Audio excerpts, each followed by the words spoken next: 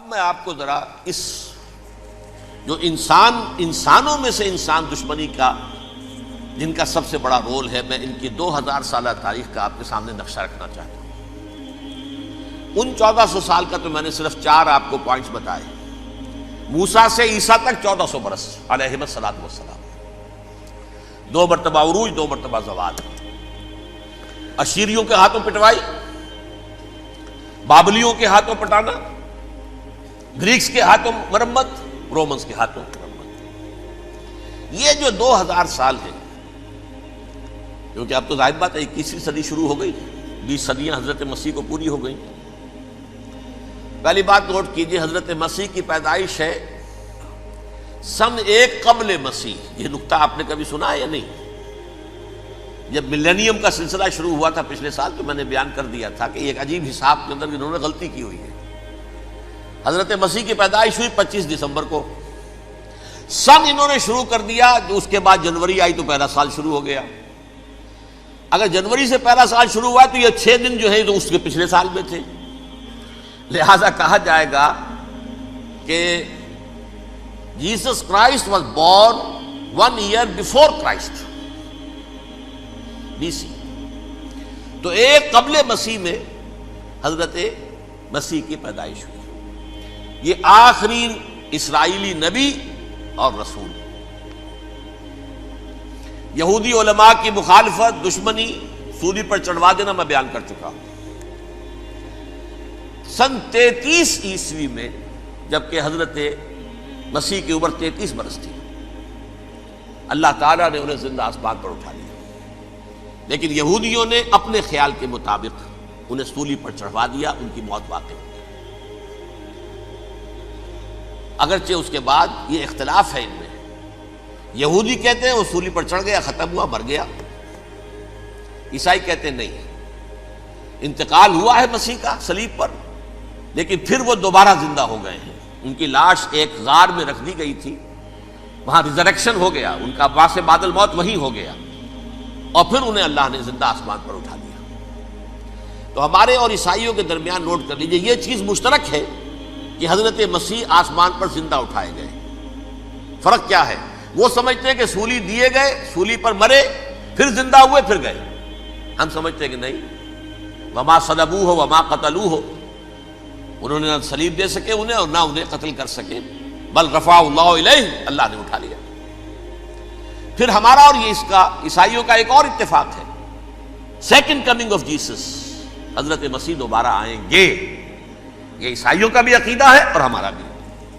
بہرحال تو جیسا کہ میں نے عرض کیا کہ اس وقت یہ عذاب استیصال، عذاب اکبر کے مستحق ہو چکے تھے، لیکن اللہ نے ان کی مدت دراز کی ہے۔ لیکن ان پر دنیاوی عذاب کا ایک کوڑا جو ہے اللہ تعالیٰ کی طرف سے اسی وقت برسا، دنیاوی عذاب دنیا میں رہتے ہوئے ختم نہیں کیا۔ 37 برس بعد، حضرت مسیح کے رفع سماوی کے 37 برس بعد، سن 70 میں یہودیوں نے بغاوت کی رومیوں کے خلاف۔ رومی ٹائٹس جنرل تھا ایک، اس نے پھر جو حملہ کیا ہے، 1,33,000 یہودی ایک دن میں قتل کیا یروشلم میں، اور ہیکل سلیمانی گرا دیا۔ وہ ہیکل پہلے بھی گرا تھا، پہلے 1400 سال کے دوران میں بھی نبوکڈنیزر نے گرایا تھا، لیکن پھر اس کے 150 سال بعد انہوں نے دوبارہ بنا لیا تھا، اس لیے وہ اسے سیکنڈ ٹیمپل کہتے ہیں۔ پہلا ٹیمپل جو حضرت سلیمان نے بنایا تھا، نبوکڈنیزر نے گرا دیا 587 قبل مسیح میں، پھر دوبارہ انہوں نے 150 سال کے بعد بنا لیا۔ وہ اس تاریخ کا حصہ ہے، میں نے جس کے بارے میں آپ کو تفصیل نہیں بتائی۔ اس میں یہ ہوا سن 70 میں وہ گرا دیا گیا، وہ آج تک گرا پڑا ہوا ہے۔ نمبر 2، یہ کہہ دیا گیا کہ یہودیوں اس ارض فلسطین سے نکل جاؤ، تم یہاں نہیں رہ سکتے اب۔ لہذا جس کا جہاں سینگ سمایا چلا گیا، یورپ میں چلے گئے، ایشیا میں آ گئے، عرب میں آ گئے، یہ 3 قبیلے جو رات بھی میں نے عرض کیا تھا، بنو قینقاع، بنو نذیر اور بنو قریظہ، یہ وہاں سے آ کے مدینے میں آباد ہو گئے۔ جس کا جہاں سینگ سمایا، افریقہ میں، ہندوستان میں، جہاں چلے گئے، ڈایاسپورا اسے کہتے ہیں، وہ آپ نوٹ کر لیجیے اس لفظ کو، ڈایاسپورا، ہمارا دور انتشار، جبکہ ہمیں ہماری اصل سرزمین تو فلسطین ہے، حضرت ابراہیم کا مسکن، حضرت اسحاق حضرت یعقوب کا مسکن فلسطین، یہ ہے ہماری اصل جاگیر، یہ تو ہماری جدی پشتی جاگیر ہے، لیکن یہاں سے نکال دیے گئے سن 70 عیسوی میں، اور وہاں سے لے کے 1917 تک ان کا ڈایاسپورا جاری رہا۔ یہ دور انتشار ہے۔ اس دور انتشار کے اب چند حصے ہیں جس کو میں چاہتا ہوں کہ آپ علیحدہ علیحدہ سمجھ لیں۔ دور انتشار کا جو پہلا جو ہے تقریباً 300 برس رومی حکمران تھے، وہ یہودیوں کے بھی دشمن تھے اور عیسائیوں کے بھی دشمن تھے، عیسائی اور یہودی ایک دوسرے کے بھی دشمن تھے، لیکن رومی سمجھتے تھے کہ یہ ایک ہی تھیلی کے چٹے بٹے ہیں۔ رومیوں کے نزدیک عیسائی بھی یہودیوں ہی کا ایک فرقہ تھے، کوئی علیحدہ مذہب تو تھا ہی نہیں، لہذا رومی جو ہیں رومنز وہ ان دونوں کو ستاتے تھے، مارتے تھے، اور یہ آپس میں لڑتے تھے، یہودی عیسائیوں کو مارتے تھے، عیسائی یہودیوں کو مارتے تھے۔ یہ ہے 300 برس تک کی تاریخ۔ سن 300 عیسوی میں کیا ہوا؟ ایک معجزہ ہو گیا۔ بہت عظیم ایمپرر کانسٹینٹائن، قسطنطین اعظم، رومن ایمپررز میں سے بہت بڑا ایمپرر، وہ عیسائی ہو گئے۔ اب تو معاملہ بالکل تلپٹ ہو گیا، پوری سلطنت عیسائی ہو گئی۔ اب عیسائیوں کے عیش ہو گئے اور یہودیوں پہ مار پڑنی شروع ہوئی۔ اب عیسائیوں کا آپ خود سوچئے کہ جنہیں وہ خدا بنا بیٹھے ہیں، خدا کا بیٹا قرار دے رہے ہیں، ان کے قاتل کون؟ یہودی بدماش۔ لہذا ان کی وہ پٹائی شروع ہوئی ہے یورپ میں، پوری رومن امپائر میں انہیں ذلیل کیا گیا، شہروں میں آمد بند، علیحدہ رہو، گھیٹوز کے اندر رہو۔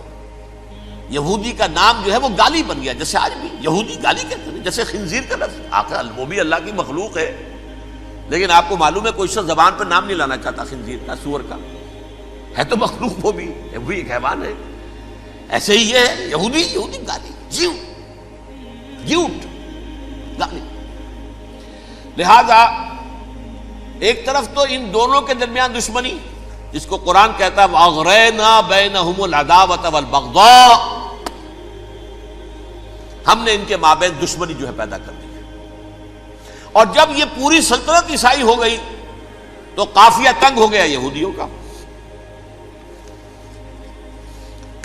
اب آئیے 571 عیسوی، یعنی جب کہ ڈایاسپورا کو کتنا عرصہ ہو چکا تھا؟ 500 برس۔ سن 70 سے شروع ہوا نا ڈایاسپورا، جب ٹائٹس نے گرایا ہے ہیکل کو اور نکال باہر کیا انہیں فلسطین سے، بھاگ جاؤ یہاں ایک یہودی بھی نہیں رہے گا، فلسطین سے نکال دیے گئے۔ اس کے پورے 500 برس بعد سن 571 عیسوی میں حضور کی پیدائش ہوئی، ولادت با سعادت محمد رسول اللہ صلی اللہ علیہ وسلم۔ 610 میں آپ پر وحی کا آغاز ہوا، لیکن حضور کے ساتھ ان کا معاملہ کیا رہا؟ اول تو جبکہ حضور ابھی مکے ہی میں تھے، یہودیوں نے ریشہ دوانیاں شروع کر دی حضور کے خلاف۔ قریش مکہ کو سکھاتے تھے، پڑھاتے تھے، ان سے یہ پوچھو، ان سے یہ پوچھو، انہیں اس طرح تنگ کرو، ان سے یہ امتحان لو، یہ آپ کے علم میں ہے۔ سورہ بنی اسرائیل میں، سورہ کہف میں وہ سوالات، جو امتحانی سوالات آئے تھے، ذوالقرنین کون تھا، اصحاب کہف کون تھے، تم رسول بنے پھرتے ہو تو بتاؤ، اور یہ روح کی حقیقت کیا بتاؤ۔ یہ ساری ریشہ دوانیاں کر رہے تھے بیٹھے ہوئے، ابھی وہیں پر حضور ابھی پہنچے بھی نہیں۔ ہجرت فرما کر حضور تشریف لے آئے تو حضور نے، جسے ماسٹر سٹروک کہا جائے گا، یعنی اسٹیٹس مین شپ کا ماسٹر سٹروک، آپ نے مدینے میں آتے یہودیوں کے ساتھ پیکٹ کر دیا، جوائنٹ ڈیفنس پیکٹ آف مدینہ، کہ اگر مکے والے ہم پر حملہ کریں گے تو ہم مل جل کر ایک قوم کی حیثیت سے مقابلہ کریں گے۔ یہ میثاق مدینہ کہلاتا ہے، جس کے بہت غلط معنی پہنائے جا رہے ہیں آج کل۔ بہرحال میں موضوع میرا چونکہ یہ نہیں، میں ادھر نہیں جاؤں گا، لیکن ہوا کیا؟ ہر مرتبہ یہ خیانت کے مرتکب ہوئے، ان نے جو عہد کیے تھے ان سے پھرے، اندر ہی اندر سازش، ریشہ دوانی، حضور کی بدترین دشمنی۔ سورہ نساء کی آیت نمبر 12 میں 14 میں 13 میں فرمایا ہے لا تزال تطلع علی خائنۃ منہم، اے نبی ہمیشہ آپ کے علم میں ان کی طرف سے خیانتیں، بددیانتیاں آتی رہیں گی. اور بار بار وہ مسلسل جنگ کی آگ بھڑکاتے تھے. قریش کو دعوت دیتے، آؤ آؤ آؤ ہم اندر سے بغاوت کر دیں گے، تم آؤ تو صحیح، ختم کریں محمد کو اور اہل ایمان کو صلی اللہ علیہ وسلم ورضی اللہ تعالی عنہم اجمعین. لیکن پھر جب وہ آتے تھے تو یہ دبک جاتے تھے، ان میں ہمت نہیں تھی. میدان کے مرد نہیں رہے تھے. یہ سورہ حشر میں ان کا نقشہ کھینچا گیا ہے. کھلے میدان میں مقابلے کی اس کے اندر صلاحیت ہی نہیں. یہ تو فصیلوں کے پیچھے سے، جیسے عورتیں کہیں دیہات میں لڑائی ہوتی ہے تو مرد جو ہے گلیوں میں لڑتے ہیں، عورتیں اوپر سے پتھر پھینکتی ہیں، بس وہ کام یہ کر سکتے تھے. من ورائے جدر، فصیلوں کے پیچھے سے، جنگ میں میدان میں نہیں آ سکتے. بہرحال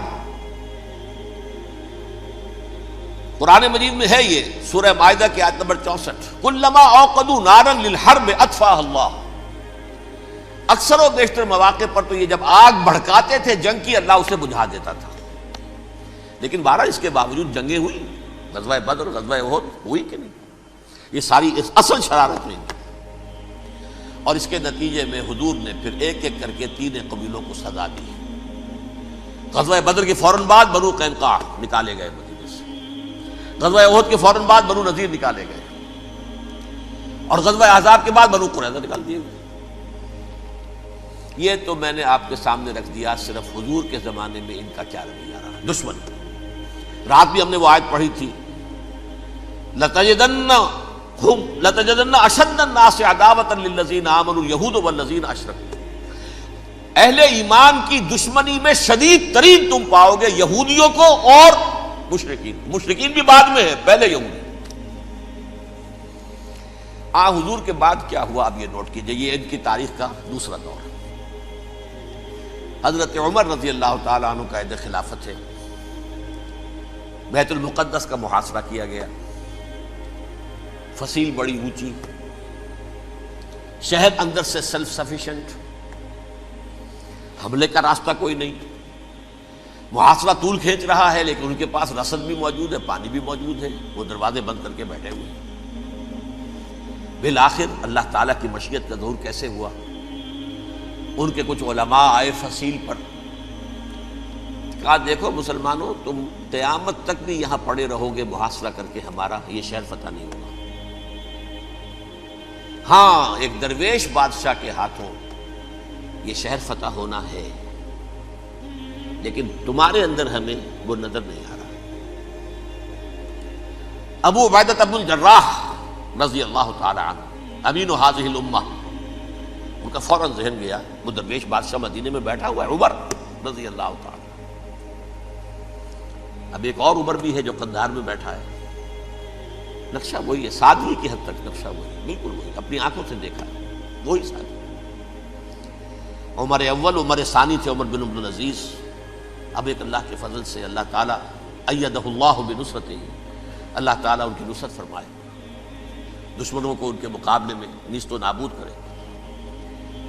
انہوں نے ریکویسٹ بھیج دی کہ حضور تشریف لائیے، یہ شہر فتح ہو جائے گا. وہ ہے سفر تاریخی، اتنا طویل سفر، تقریباً 700 میل، ایک اونٹ، ایک خادم، ایک منزل پہ امیر المومنین اوپر بیٹھے، خادم آگے چل رہا ہے، اگلی منزل پہ خادم اوپر بیٹھا ہے، امیر المومنین آگے جا رہے ہیں. اور جب پہنچے ہیں تو وہ باری تھی خادم کی. انہوں نے ہاتھ جوڑ دیا، حضور خدا کے لیے تم کیا کہیں گے لوگ، وہ میرا برا حال کر دیں گے، تمہیں شرم نہیں آئی؟ امیر المومنین پیدل آگے چل رہے ہیں نکیل پکڑ کر، اور تم بیٹھے ہو اوپر براجمان ہو. حضرت عمر فرمایا الدور دورک، نہیں باری تمہاری ہے، بیٹھ. اس حال میں پہنچے ہیں. اور پھر یہ کہ ابو عبیدہ بن الجراح آئے ہیں، استقبال کیا ہے تو دیکھا ہے اس حال میں چلے آ رہے ہیں. عمر نکیل پکڑے ہوئے چلے آ رہے ہیں، اور کہتے ہیں کہ کہیں کیچڑ ویچڑ تھا، جوتے خراب ہو گئے تھے، وہ بھی اتار کے ہاتھ میں پکڑے ہوئے، کپڑے تو تھے ہی پھٹے ہوئے. انہوں نے کہا بھی حضرت ابو عبیدہ نے، دیکھیے یہ بڑا متمدن ملک ہے، بڑا مہذب علاقہ ہے یہ، آپ ذرا حلیہ اپنا درست فرما لیں تب جا کے پیش ہم آپ کو کریں گے. آپ نے فرمایا نحن قوم اعزنا اللہ بالاسلام، ہم وہ قوم ہیں جنہیں اللہ نے عزت دی ہے اسلام کے ذریعے سے، کپڑوں کے ذریعے سے نہیں، دولت کے ذریعے سے نہیں۔ اسی حال میں گئے ہیں، اوپر سے انہوں نے کھڑے ہو کر نشانیاں دیکھی ہیں، اپنی کتابیں کھولی، ہاں یہ وہی ہے، اچھا لو جی سرنڈر، شہر تمہارے ہاتھ میں۔ خون کا ایک قطرہ نہیں بہا اور بیت المقدس فتح ہو گیا۔ لیکن اس وقت حضرت عمر نے ایک نرمی یہ کی کہ یہودیوں کے لیے بھی اسے اوپن سٹی قرار دے دیا۔ یہ احسان عظیم حضرت عمر کا، اس سے پہلے یہودی آ ہی نہیں سکتا تھا، داخل ہی نہیں ہو سکتا تھا، وہاں وہ آ کر وزٹ نہیں کر سکتا تھا، زیارت نہیں کر سکتا تھا اپنے مقدس مقامات کی۔ حضرت عمر نے یوں سمجھیے کہ تقریباً 550 برس کے بعد ان کے لیے راستہ کھولا ہے کہ ہاں تم آ سکتے ہو، زیارت کر سکتے ہو۔ لیکن یہ عیسائیوں نے لکھوایا معاہدے کے اندر، انہیں یہاں آپ آباد ہونے کی اجازت نہیں دیں گے، لیکن کم وزٹ دی پلیسز، دیکھیں زیارتیں کریں اور جائیں۔ یہ معاہدہ حضرت عمر کا ہے رضی اللہ تعالیٰ، جو پھر خلافت راشدہ کے بعد بنو امیہ نے بھی اس کو آنر کیا، بنو عباس نے کیا۔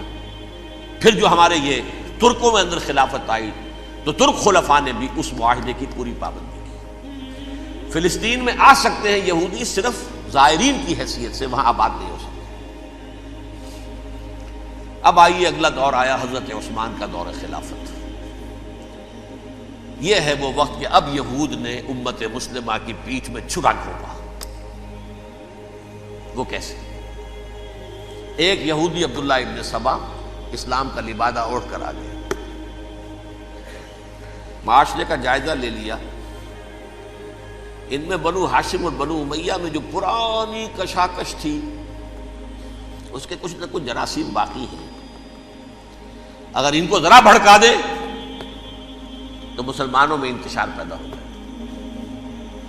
کہا یہ عثمان کون ہے؟ یہ تو بنو امیہ میں سے ہے، یہ حق تو بنو ہاشم کا ہے، خلافت ان کے پاس ہونی چاہیے، محمد کے تو رشتہ دار وہ ہیں صلی اللہ علیہ وسلم۔ عوام الناس کے اندر بات پھیلنی شروع ہوئی۔ پھر ایک بڑی سازش کے انداز میں حضرت عثمان کے خلاف پروپیگنڈا، حضرت عثمان کے جو عاملین تھے، گورنر تھے، ان کے خلاف پروپیگنڈا، اور ایسی ہوشیاری کرتے تھے کہ کوفے میں کوفے کے حاکم کے خلاف کچھ نہیں کہنا، اجی مصر میں یہ ہو رہا ہے، اجی شام میں یہ ہو رہا ہے، اجی یہ جو عثمان ہے وہ یہ کر رہا ہے، یہ ظلم ہو رہا ہے، یہ لوٹ مار ہو رہی ہے، یہ خیانتیں ہو رہی ہیں۔ اب نہ تو اس زمانے میں مینز آف کمیونیکیشن، کیسے تصدیق کریں؟ افواہیں تو آپ آج کراچی کے اندر شروع ہو جائے تو پتہ نہیں چل سکتا کسی کو کہ کیا اس میں صداقت ہے کیا جھوٹ ہے، اور بری بات جو ہے فطرت انسانی کی کمزوری ہے وہ فوراً قبول کرتا ہے، کسی کے بارے میں اچھی بات ماننے کو تیار نہیں ہوتا، لیکن بری بات تو فوراً تیار۔ بہرحال یہ فتنہ انہوں نے اٹھایا، حضرت علی کی الوہیت کا فتنہ اٹھایا، حضرت عثمان کے خلاف الفتنۃ الکبریٰ برپا کیا، حضرت عثمان شہید ہوئے۔ اس کے بعد 5 برس تک مسلمان ایک دوسرے کی گردنیں کاٹتے رہے، باہمی خانہ جنگی ہوئی، امت کو وہ زخم لگایا ہے جو آج تک جس سے خون رس رہا ہے۔ یہ شیعان عثمان اور شیعان علی تھے جو بعد میں پھر سنی اور شیعہ ہو، اور آج تک فتنہ کس نے جگایا؟ ایک عبداللہ ابن سبا یہودی اور اس کے کارندے، شیطان کا ایجنٹ، اور انسانوں میں سے بھی اس کے جو بھی حواریین تھے اور شیطانوں کے اندر سے بھی تھے، انہوں نے بھی اس آگ کو بھڑکایا۔ یہ آپ سوچ لیجئے کہ یہ کس نے وہ زخم لگایا؟ یہودی۔ اگلا دور آیا، خلافت راشدہ ختم ہوئی، بنو امیہ کا بھی دور کافی گزر گیا۔ طارق ابن زیاد 712 عیسوی میں حملہ کرتے ہیں اسپین پر۔ اسپین اس وقت عیسائیت کا بہت بڑا گڑھ، بڑے کٹر ترین عیسائی جو ہے وہ اسپین میں تھے، لہذا یہودیوں کی وہاں بہت پٹائی ہوتی تھی، یہ میں بتا چکا ہوں، دشمنی تھی، یہ تو چلی آ رہی تھی عیسائیوں کے ہاتھوں یہودیوں کی، وہ تو سن 300 عیسوی سے ایمپرر کانسٹنٹائن کے بعد سے شروع ہو گئی تھی۔ اس حوالے سے یہودیوں نے اس وقت چالاکی یہ برتی، کچھ راستے واسطے بتائے، کچھ مدد کی طارق ابن زیاد کی۔ طارق ابن زیاد نے انہیں اپنا محسن سمجھا، ہسپانیہ فتح ہو گیا تو یہودی چونکہ محسنین کی فہرست میں آ چکے تھے، انہیں بہت اقتدار نصیب ہوا، بڑی سپورٹ مسلمانوں نے دی۔ ان کے بڑے بڑے علماء جو ہیں اسی دور کے اندر پیدا ہوئے، بڑے بڑے تھنکرز ان کے اسی دور میں پیدا ہوئے۔ بن گوریون جو کہ ایک وزیر اعظم تھا اسرائیل کا، اس نے یہ لکھا ہے اپنی کتاب میں، Muslim Spain was the golden era of over diaspora, وہ ڈائسپورا جو 70 عیسوی سے شروع ہوا تھا اور 1917 عیسوی تک جاری رہا ہے، اس میں سے گولڈن ایرا ہمارا جو تھا وہ مسلم اسپین تھا، ہسپانیہ میں بیٹھ کر ہم عیش کیے۔ لیکن وہاں سے انہوں نے اور جو کچھ کیا، یہ تو داستان کے تو بہت سے گوشے ہیں، لیکن میں جس اسٹریٹ لائن میں چل رہا ہوں اس کے اعتبار سے ایک بات سمجھ لیجیے، وہاں بیٹھ کر انہوں نے اب عیسائیت کی پیٹھ میں چھرا گھونپا، پروٹیسٹنٹ مذہب پیدا کیا، تقسیم کر دیا، جیسے شیعہ سنی کی تقسیم، عبداللہ ابن سبا، رومن کیتھولک اور پروٹیسٹنٹ کی تقسیم، یہودی علماء۔ ہوتا کیا تھا، ہسپانیہ کی یونیورسٹیاں ہیں، کارڈووا میں ہے، ٹولیڈو میں ہے، گریناڈا میں ہے، غرناطہ، قرطبہ، تولیتلا، اور وہاں آتے تھے لوگ، فرانس سے چلے آ رہے ہیں نوجوان پڑھنے کے لیے، جرمنی سے چلے آ رہے ہیں، اٹلی سے چلے آ رہے ہیں، 3 ہی ملک قریب ترین پڑھتے ہیں سینٹرل جو یورپ کے ہیں۔ یہاں پر جو ہے وہ اسلام جو نور پھیلا رہا تھا اس سے بھی مستفیض ہوئے، جہالت کے جو ہے پردے ان کے وہ چھٹے، اس کے ساتھ ہی وہ یہودی وہاں ان کے اندر جو جراثیم داخل کر رہے تھے وہ اس عیسائیت کے خلاف بغاوت تھی، جو اس وقت دنیا میں عیسائیت اس وقت تھی، پوپ کا راج تھا دنیا میں اس وقت، یورپ میں جو عیسائیت تھی اس میں ایک طرف بادشاہ تھے، لیکن بادشاہوں کی حیثیت وہاں پر یوں سمجھ لیجئے کٹ پتلیوں کی تھی، اصل قوت پوپ کے ہاتھ میں تھی۔ اور پوپ کو انہوں نے جیسے قرآن نے کہا اتخذوا احبارهم ورهبانهم اربابا من دون اللہ، کیونکہ سینٹ پال نے شریعت موسوی ساقط کر دی تھی تو اب شریعت تھی ہی نہیں، پوپ کو اختیار تھا جس چیز کو چاہے حلال قرار دے دے، جس چیز کو چاہے حرام قرار دے دے۔ اتخذوا احبارهم ورهبانهم اربابا من دون اللہ۔ انہوں نے کہا صاحب یہ پوپ کس بلا کا نام ہے، یہ بھی انسان ہے، بات تو ٹھیک تھی نا، اصل حیثیت تو کتاب کی ہونی چاہیے،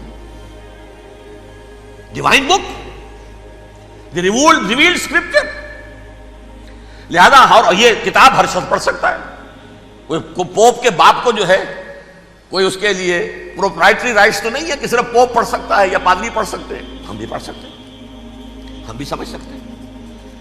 یہ باتیں تھی کہ جن کو بڑھا چڑھا کر بیان کر کے اور پوپ کا اقتدار ختم کرا دیا اور توجہ مرکوز کر دی بائبل کی طرف۔ اب بائبل میں بڑا حصہ تو اولڈ ٹیسٹامنٹ کا ہے، نتیجہ کیا ہوا، یہود کی عظمت پروٹیسٹنٹس کے نزدیک مسلم ہو گئی۔ اصل قوم تو یہ ہے،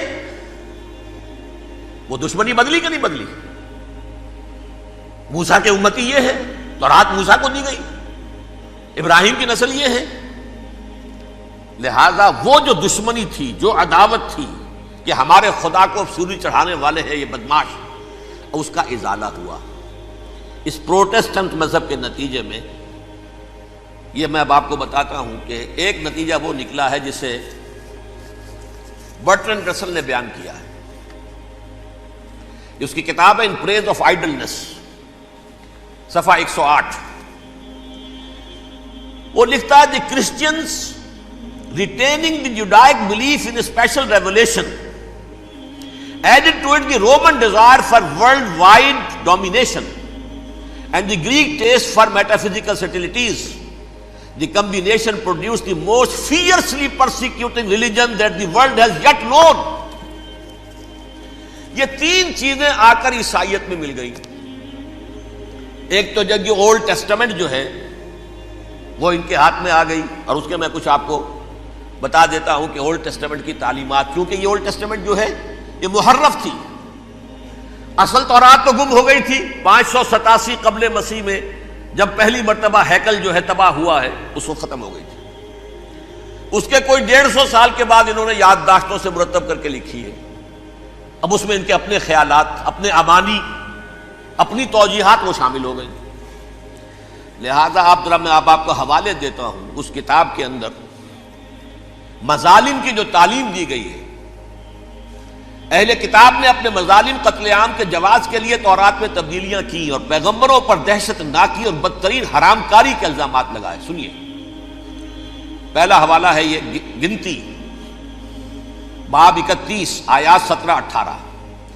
اس لیے ان بچوں میں جتنے لڑکے ہیں سب کو مار ڈالو، اور جتنی عورتیں مرد کا منہ دیکھ چکی ہیں ان کو بھی قتل کر ڈالو، لیکن ان لڑکیوں کو جو مرد سے واقف نہیں اور اچھوتی ہیں اپنے لیے زندہ رکھو. یہ کسی اللہ کی کتاب کا یہ جملہ ہو سکتا ہے؟ کسی ریویل بک کا؟ اور سنیے، یہ ہے استثناء ڈیٹرانومی باب 20 آیت 16-18. پر ان قوموں کے شہروں میں جن کو خداوند تیرا خدا میراث کے طور پر تجھ کو دیتا ہے، کسی ذی نفس کو جیتا نہ بچا رکھنا، جیسا خداوند تیرے خدا نے تجھ کو حکم دیا بالکل نیست کر دینا. مرد، عورتیں، بچے، بوڑھے سب ختم. یہ کتاب مقدس ہے. اور سنیے، سموئیل باب 27 آیت نمبر 9. اور داؤد نے اس سرزمین کو تباہ کر ڈالا اور عورت مرد کسی کو جیتا نہ چھوڑا. نمبر 4، ان سب آباد شہروں کو ماں، عورتوں اور بچوں کے بالکل نابود کر ڈالا. کتاب استثناء باب 3 آیت 6. یہ ہے جو کہہ رہا ہے برٹرنڈ رسل، کرسچینٹی میں آ کر اب یہ تین چیزیں شامل ہو گئی. ایک تو یہ باربیرین یہ تعلیم جو ہے، اور یہ مذہب کے نام پہ تعلیم، یہ کتاب مقدس کی تعلیم. نمبر 2، رومنز کے اندر جو ایک تمنا تھی ورلڈ ڈومینیشن کی، وہ عیسائیت کے اندر آ گئی.